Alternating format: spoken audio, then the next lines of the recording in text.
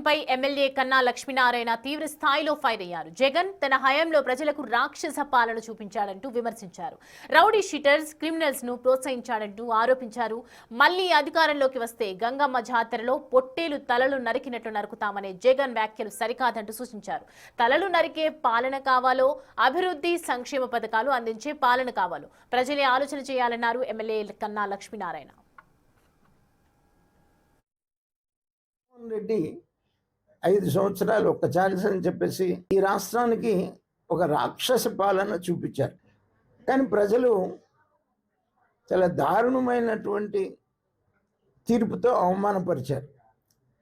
ఇంకా కూడా ఆయనకి బుద్ధి రాకుండా ప్రతిపక్షంలో ఉండి మేము అధికారంలోకి వస్తే ఇదిగో మీకన్నా మెరుగ్గా ఈ పని చేస్తామని ఈరోజు వరకు ఆయన చెప్పింది నేను ఎక్కడ చూడలే. ఎందుకంటే ఎక్కడికి వెళ్ళినా కూడా రౌడీ షీటర్లని లేకపోతే బెట్టింగ్ రాయల్ని పలకరించడానికి వెళ్తున్నాడు, జైలుకి వెళ్తున్నాడు, క్రిమినల్స్ని పలకరించడానికి వెళ్తున్నాడు తప్ప వెళ్తలేదు. ఇల్లు ఆయన మాట్లాడే మాటలు మేము అధికారంలోకి వస్తే గంగమ్మ జాతరలో పొట్టేళ్ళని బలిచ్చినట్టు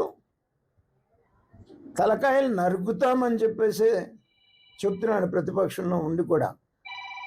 అందుకని ప్రజలు కూడా ఆలోచించండి.